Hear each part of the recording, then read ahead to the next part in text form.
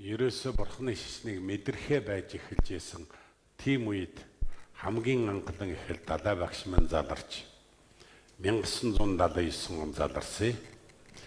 Тэгээд энэ ертөнцийг ерөөсө болттой хаалттай болгосон. Ёстой өөрсдийн хэлдгээр хөмөрсөн тогоо гэдэг шиг болгоцсон. Өөр юу ч харах чадахгүй болсон.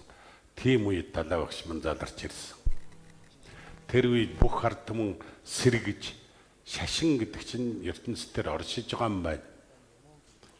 Тэр битий хэл биднуудын шүтэн бишрэл болсон далай багш хүртэл ингээд амьд сэрүүн заларч номон айлдаж дэлхийн ертөнцөөр энэ соёл түнтэрлэгтэн түгээд тарааж байгаа юм байна шүү гэдэг ийм ухааныг 1970 тэр мартагдж явсан ийм үед бол сануулж ирсэ. 1979 онд морилж ирэхэд энэ гандангийн шар хэрэмний урд талыг 4 зам хүртэл зам дүүрэн чигжээтэй хүн ирж байж үлээ. Тэгээ энэ бол одоо бурхны шишнийг тэр мартагдж байгаа авиасын тодруулсан их том үйл болсон доо гэж ингэж боддог доо. Тэрний дараа 1983 онд ирсэн морилсон. Тэр үед бас тиймэрхүү юм болж байж үлээ.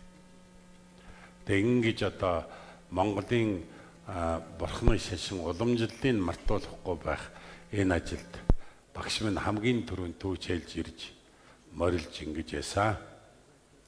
Дараагаар нь ачийн санаж явах ёстой хүн бол Багуул Аринбуучи байгаа. Багуул Аринбуучи 1969 оноос Монголтой холбоотой байж тэгээд одоо энэ хурал Азийн буддистуудын тавны хуралд морилж ирж маш олон лам нартай ирж хуралддаг болсон. Тэр бол Монголын ард түмэнд газар бурхны шашинтайгаа байгаа юм байна.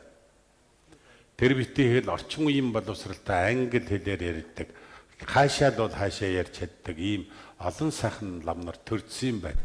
Манай хоцорсон юм байна штэ гэдэг ойлголтыг өгч ингэж байсан. Тэгээ тийм ч учраас энэ одоо ичхтэй 1970 онд шашны сургуулийг байгуулж залуу лам нарыг бэлдэхгүй болохгүй нэ гэдэг ийм ажил болж 1970 оноос шашны сургууль сэргийж цөөхөн ч гэсэн ламын авсан явдал бол багш нарын минь ач байсан юм аа. Гавьяа байсан юм аа. Тэгээд тэрний дараа бол Жодо Ринпоче 1990 онд Гомбод орчин хорж энэ лос салдаг хамаг юм харалдсан байсан тэрнийг одоо засаж ингээд далай багшийн зарилгаар ирж ийсэн.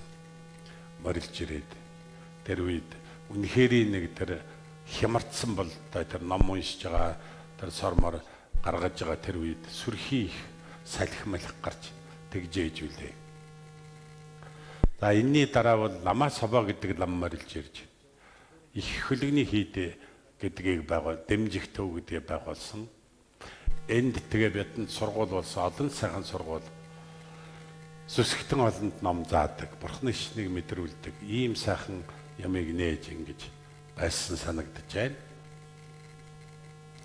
Тэрний дараа Банчин Одорлог гэдэг лам задарч ирж, Асрал гэдэг төвийг байгуулад, ядуу зүдүү улсуудад тусалдаг, энэ сайхан төвийг байгуулад ядарсан улсуудын хөгтөд ном заадаг, хичээлд нь хүргэж өгдөг, идэж ухамаар тусалдаг юм болж байсан.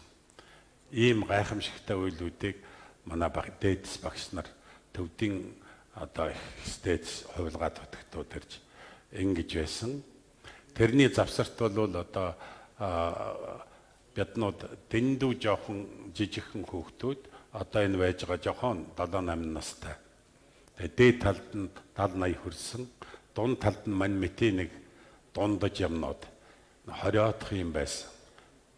Энэ үед одоо гомон дацсан болоод энэ дацсангуудаас багш нар ирж заларч дацсангуудад хичээл зааж байсан.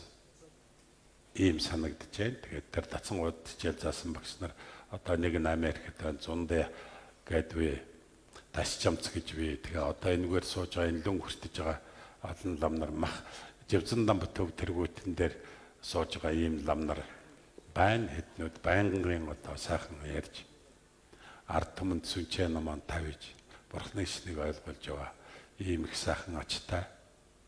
Тэгээд далай багшийн одоо хүчээр багуул аримбучи эднүүдийн ихэн санаачлагаар ингээд бид энтгэхт хүүхэд явж сургадаг болсон.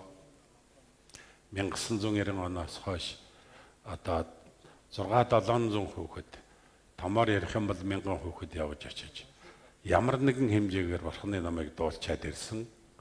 Тэр дундаасаа буцсан ч төгсгсөн ч гэсэн ялгаа байхгүй бурхан нэшнээс хизээч буцхааргүй тийм улсууд болсон харагдаж байна.